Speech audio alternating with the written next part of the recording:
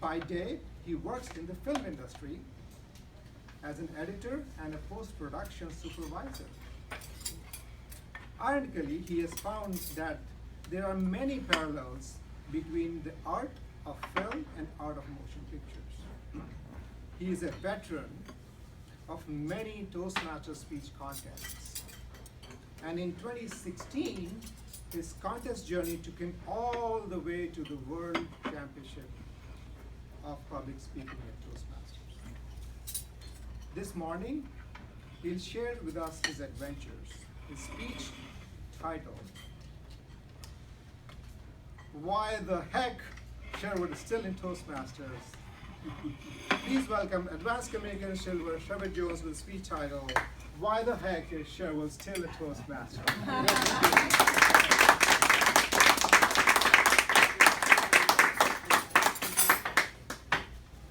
Since June of 1994, I have been in Toastmasters. I know what some of you are thinking. Get a life, dude! And I know what the rest of you are thinking. What is it that he sees in Toastmasters that keeps him in so long? Well, I can point to Ken Stark, and he's going to tell me, dude, you ain't got nothing on me. Madam Grammarian, that was intentional.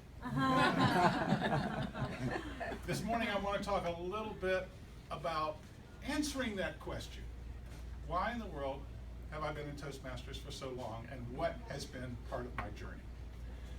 Mr. Toastmaster, fellow Toastmasters, and stupendous guests, and stupendous members. A lot of people join Toastmasters for one of two reasons. Number one, they either have a fear of public speaking, or number two, they have public speaking as part of their job and they want to get better at it. Well, I didn't have any of those problems. I was always a ham growing up. When I was in elementary school, I was always interested in being an actor. Once I picked up a movie camera so I could make movies and act in them, I suddenly got interested in the making aspect, and that's been my life from there on. But I have done a lot of community theater ever since. So I do enjoy performing, giving presentations, and I actually joined Toastmasters because as part of my work, I don't get to speak. In my area of the film industry, people are sitting in dark rooms and they deal with just a few people, and frequently if you meet them, they might be kind of quiet and meek and have problematic social skills. But there are three main things that I got out of Toastmasters personally. The basics, the speed, and the art. And I think the art, for me, has become the most important thing. A lot of you Toastmasters are very much familiar with the basics. Ask any Toastmaster, they'll hold up the basic manual and they'll say, vocal variety, body language, gestures, organization, all of these things. These are the things that you master in Toastmasters. You learn a lot of very interesting techniques that are very helpful. You learn how to not hold your arms this way in what one of my clubs calls elbows, because it limits your gestures. If you start with your hands at your side and then bring up the hand, then you have much more emphatic gestures. You don't have random gestures, which is frequently my problem, is sort of meaningless flapping about. You learn how to use handouts, how your handouts can be organized, when to hand them out for the most powerful impact on your audience, how to use PowerPoint such that you're not a slave to the PowerPoint, but the PowerPoint is a slave to you. All of these techniques you learn through doing in Toastmasters. Those are the basics. Then comes the speed. The great thing about Toastmasters is soon you will be able to put together speeches almost immediately. We're forced to do it in Table Topics to start with. Table Topics challenges us to come up with the content of a response and organizing it into a 1 to 2.5 minute speech. So that is at its most basic rudimentary level. However, once you've gotten down the basics and start thinking about organization and gestures and how to present to an audience, then your table topics can get more sophisticated, better organized, and more powerful. And this then carries over into your speeches. Because once you get good at table topics, immediately if a speaker doesn't show up, you can pull out a hip pocket speech and organize a speech in record time. You'll think, oh, there's not a speaker? Okay, what topic interests me? What have I been thinking about lately? What frustrates me about the world lately? Okay, I'll choose that. Can I come up with 3 main points to organize that? 1, 2, 3, okay, I got that down. Speech. The speed is the second thing that develops. Then comes the third part, and that's what interests me the most, and probably is what kept me in Toastmasters the longest, and that is the art. Speech giving is not just getting across your information or your ideas. It is how you get across that information or the ideas. How you not only use the content, but you use your presentation skills in order to make your message more impactful. How you use vocal variety and pauses and volume or less volume. How you use different areas of the stage to put forth your different points and graphically show the audience the organization of your speech. Point number 1, point number 2, point number 3. And there's no hard and fast rules in Toastmasters. Public speaking is an art form. And as a result, there are no absolutes in art form. It is all very subjective. And it is this art form idea that has kept me involved in Toastmasters for some time, particularly exemplified by the contests. Now, a lot of Toastmasters hate contests as far as, oh, I can't compete in a contest. No way at all. But I've discovered something very interesting about contests. Let me start my contest story. I joined Toastmasters in June of 1994, and in the fall of 1994 was the first time I had heard about a contest. Somebody in my club had participated in the humorous speech contest, and the president made an announcement about that, and I said, oh, there was a contest? So I was very curious about that. The following spring, I got involved in both the evaluation contest and the international speech contest. I was first in evaluation and third in the international speech contest. I thought, this is a very interesting concept. The very next year I was an area governor, so I couldn't compete, but then immediately after that, and for every contest season since, I have competed in every contest that Toastmasters laid out for me. I didn't win every one of them. Some I got knocked out at the club, some I got knocked out at the area.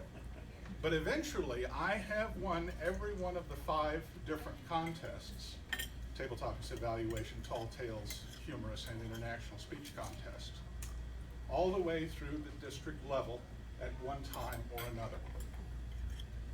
About 6 or 7 years ago, I decided to count my accumulating trophies, which I keep in large Tupperware containers in the garage.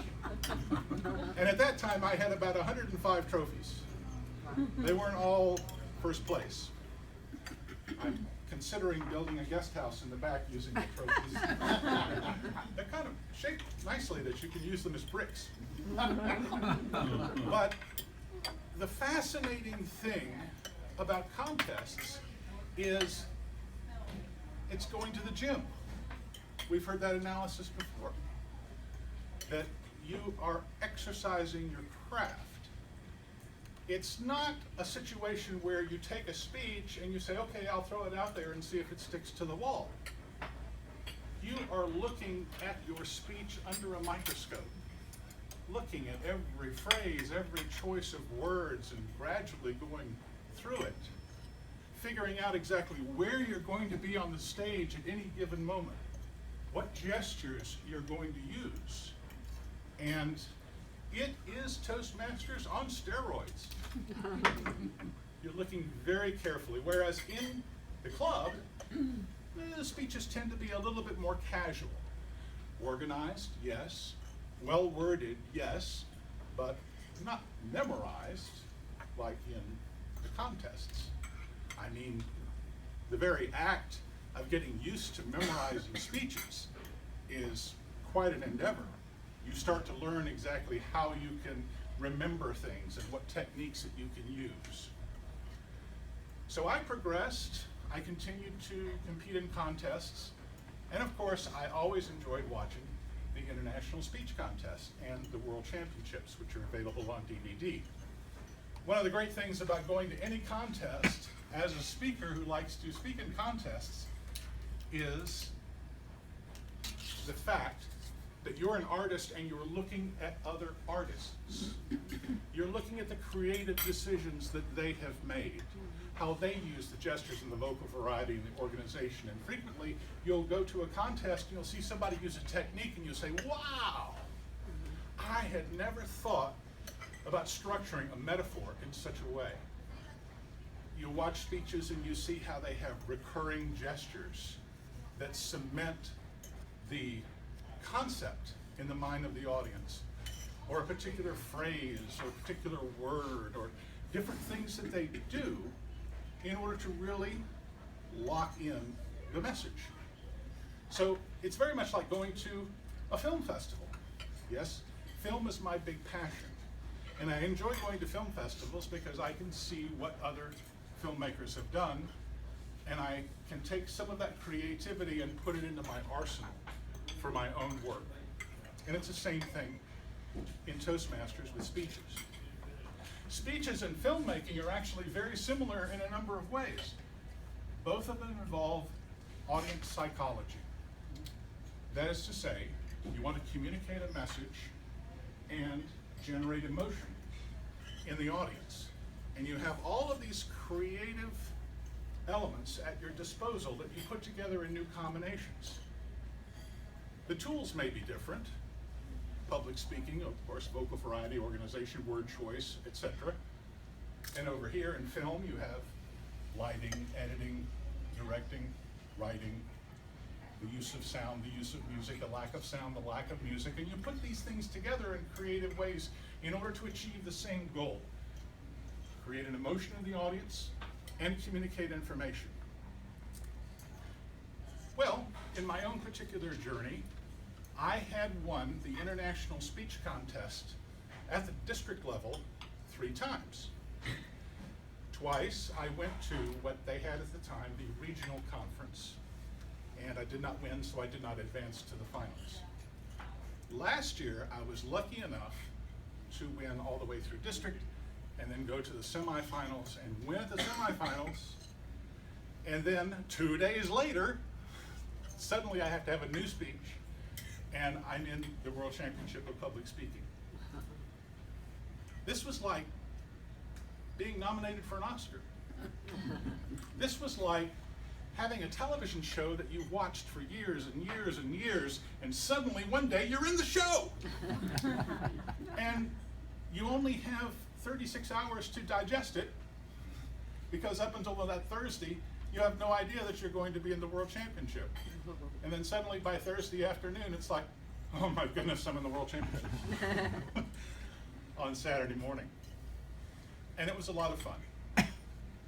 And I was fairly certain that I wouldn't win the World Championship, but it was a tremendous honor. But most importantly, it was a creative workout. And I love creative challenges. Madam Timekeeper, I'm sure that I may have been in the midst of my 10 to 12 minutes. You're not timed today. So. Oh, I'm not, I'm sorry, I can't be rid of it. So let me sum up and say this. Whatever you get out of Toastmasters, examine it, look at it, see what you can get out of it that you're not getting out of it now. Because you have a lot of opportunity for creativity, for stretching, and for being even better than you think that you can be. Mr. Toastmaster.